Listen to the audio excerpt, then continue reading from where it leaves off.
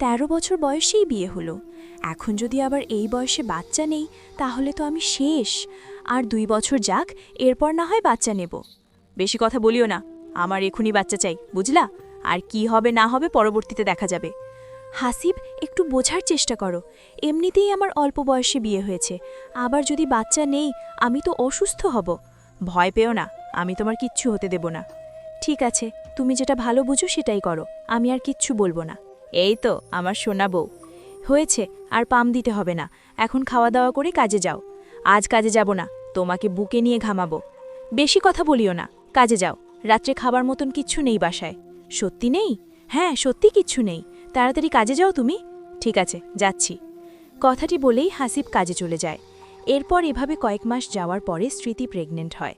এতে করে সবাই বেশ খুশি হয়, কারণ নতুন অতিথি আসতে যাচ্ছে। এভাবে 9টি মাস কেটে যাওয়ার পর একদিন স্মৃতির পেটে প্রচুর ব্যথা ওঠে, যার কারণে মুহূর্তেই হাসপাতালে ভর্তি করানো হয়। হাসপাতালে ভর্তি করানোর পর ডাক্তার বলেন, দেখুন মিস্টার হাসিব, আপনার বউকে সিজার করে ডেলিভারি করতে হবে। মনে হচ্ছে নর্মালে বাচ্চা হবে না। ঠিক আছে ডাক্তার, যেটা ভালো হয় সেটাই করুন। টাকা পয়সা নিয়ে আপনাকে চিন্তা করতে হবে না। আপনি কাউন্টারে টাকা দিন, আমরা সিজারের ব্যবস্থা করতেছি। এমনই মুহূর্তে স্মৃতি হাসিবকে বলে ওঠে, হাসিব, বাচ্চা জন্ম দেওয়ার সময় যদি আমি মারা যাই, আমার সন্তানকে দেখে শুনে রাখিও। কখনো মায়ের অভাব বুঝতে দিও না। পাগলি, চিন্তা করিও না, তোমার কিচ্ছু হবে না। আমার খুব ভয় করতেছে, জানি না কি হবে। কিচ্ছু হবে না তোমার, আমি তো আছি তোমার সঙ্গে।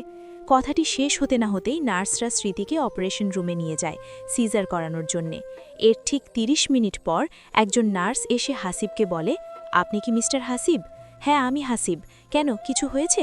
দুঃখের সঙ্গে জানানো যাচ্ছে যে আমরা আপনার স্ত্রীকে বাঁচাতে পারিনি, কারণ আপনার স্ত্রীর বয়স খুবই কম ছিল, যার কারণে যে বাচ্চা জন্ম দেওয়ার সময় মারা যায়। তবে আপনার সন্তান অনেক ভালো রয়েছে।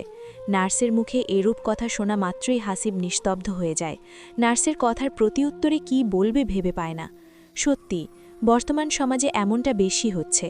অল্প বয়সে বিয়ে, আবার বাচ্চা জন্ম দেওয়া, যেটা অসম্ভব হয়ে যায়, যার কারণে অনেক মেয়ে মারা যায়।